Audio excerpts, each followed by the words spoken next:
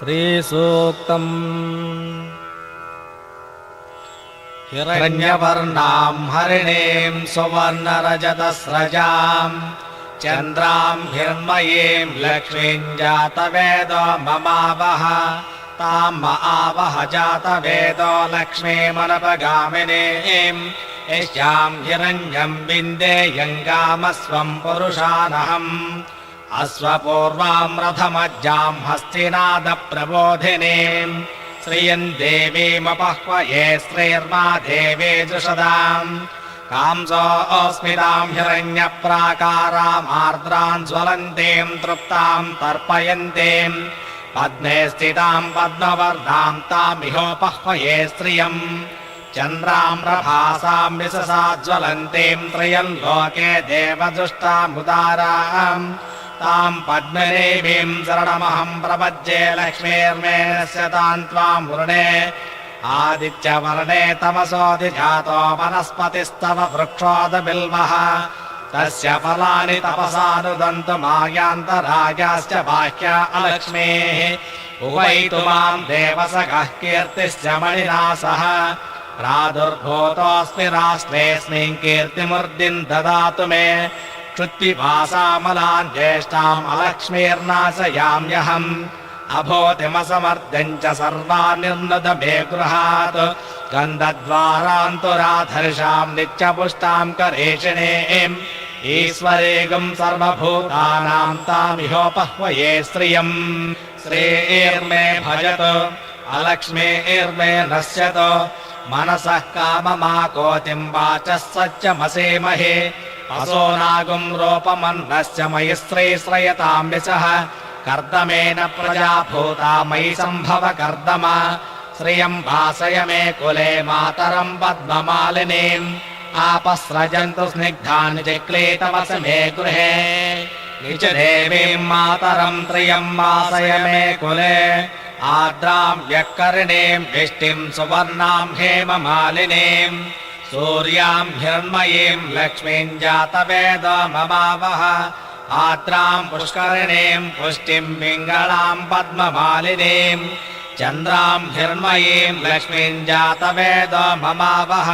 ताम आवह जातवेदो लक्ष्मीमनपगामिनीं यस्यां हिरण्यं प्रभूतं गावो दास्योऽस्वान् विन्देयं पुरुषानहम् यस्वजः प्रेतो भूत्वा दुहितायाज्यमन्वहम् श्रियः पञ्चदशश्च श्रीकामः सततं जपेत् आनन्दः कर्दमश्चैव चिक्लेत इति विस्तृताः अशयश्चे त्रयः पुत्रा स्वयं श्रीरेवदेवता पद्मानने पद्मभूरो पद्माक्षे पद्मसम्भवे त्वं मां भजस्व पद्माक्षीं येन सौख्यं लभाम्यहम् अश्वदायी च गोदायी धनदायी महाधने धनं मे जुषदां देवी सर्वकामार्थसिद्धये पुत्रपौत्रधनं धान्यम् अस्त्यस्याजा विगोरदम् प्रजानां भवसि माता आयुष्मन्तं करोतु माम् चन्द्राभां लक्ष्मीमीशानां सूर्याभां त्रियमेश्वरीं चन्द्रसूर्याग्निसर्वाभां श्रीमहालक्ष्मीमुपास्महे धनमग्निर्धनं वायुर्धनं सूर्यो धनं वसुः धनमिन्द्रो बृहस्पतिर्वर्णं धनमस्तु ते वैनते यसोमं पिब सोमं पिबत पुत्रः सोमं धनस्य सोमिनो मह्यं ददातु सोमिनी नक्रोदो न च मात्सर्यं न लोभो नाशुभामतिः भवन्ति कृतपुण्यानां भक्तानां श्रीसोक्तं जपेत् सदा वर्षन्तु देवि भावरदिवो अभ्रस्य विद्युतः रोहन्तु सर्वबीजान्यवब्रह्म द्विषोजिः पद्मप्रिये पद्मिनि पद्महस्ते पद्मालये पद्मदलायताक्षे विश्वप्रिये विष्णुमनोनुकूले त्वत्पाद पद्मं महि सन्निधस्व या सा पद्मासनस्था विपुलकटितरी पद्मपत्रायताक्षी गम्भीरा वर्तनाभिस्तनवर्णपिता शुभ्रवस्त्रोत्तरीय लक्ष्मीर्दिव्यैर्गजेन्द्रैर्मणिगणकचितैः स्नापिता हेमकुम्भैः नित्यं सा पद्महस्ता मम वसतु गृहे सर्वमाङ्गल्ययुक्ता लक्ष्मीं क्षीरसमुद्रराजतनयां श्रीरङ्गधामेश्वरीं दासे भूतसमस्तदेववनितां लोकैकदीपाङ्कुरां श्रीमन्मन्थकटाक्षलब्धविभवद्ब्रह्मेन्द्रगङ्गाधरां त्वाम् त्रैलोक्यकुटुम्बिनीम् सरसिजाम् वन्दे मुकुन्दप्रियाम् सिद्धलक्ष्मीर्मोक्षलक्ष्मीर्जय लक्ष्मी सरस्वती श्रीलक्ष्मीर्वरलक्ष्मीश्चा प्रसन्ना मम सर्वदाम् वराङ्कुशोपासनभीतिमुद्राम् करैर्वहन्तीम् कमलासनस्ताम् आलार्ककोटिप्रतिमान् द्विनेत्राम् भजेऽहमम्बाम् जगदीश्वरीम् ताम् सर्वमङ्गलमाङ्गल्ये शिवे सर्वार्थसाधिके शरण्ये त्र्यम्बके देवे नारायणि नमोऽस्तुते महालक्ष्मी च विद्महे विष्णुपत्न्यै च धीमहि तन्नो लक्ष्मी प्रचोदयात् हिरण्यवर्णाम् हरिणीम् सुवर्णरजतस्रजाम् चन्द्राम् हिरण्मयीम् लक्ष्मीम् जातवेदो ममावह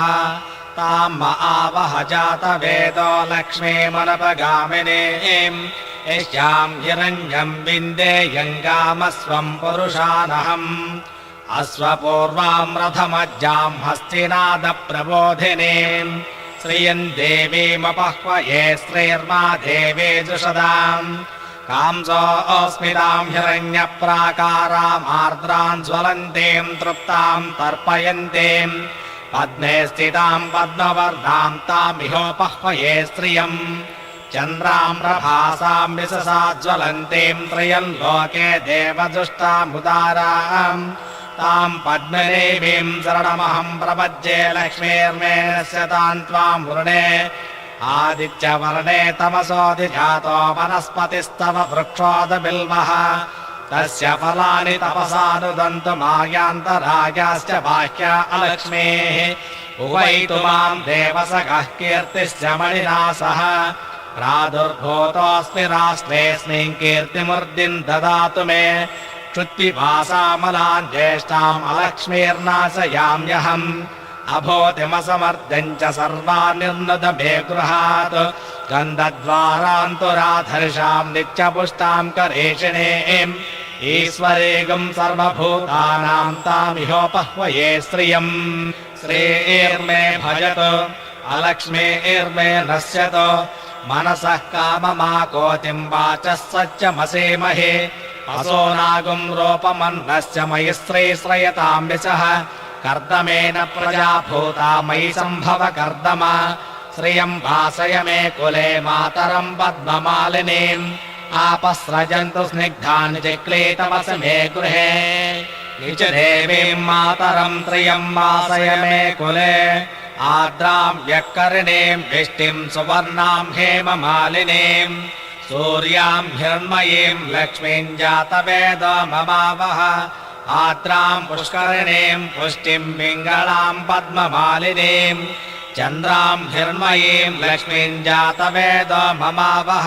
ताम् आवह जातवेदो लक्ष्मीमनपगामिनीम् यस्याम् हिरण्यम् प्रभूतम् गावो दास्योऽस्वान् विन्देयम् पुरुषानहम् यस्वजः प्रेतो भूत्वा दुहितायाज्यमन्वहम् श्रियः पञ्चदशश्च श्रीकामः सततम् जपेत् आनन्दः कर्दमश्चैव चिक्लेत इति विस्तृताः अशयश्चैत्रयः पुत्रा स्वयम् श्रीरेव देवता पद्मानने पद्मभूरो पद्माक्षे पद्मसम्भवे त्वम् माम् भजस्व पद्माक्षीम् येन सौख्यम् लभाम्यहम् अश्वदायी च गोदायी धनदायी महाधने धनम् मे जुषदाम् देवी सर्वकामार्थसिद्धये पुत्रपौत्रधनम् धान्यम् मस्त्यस्याजा विगोरदम्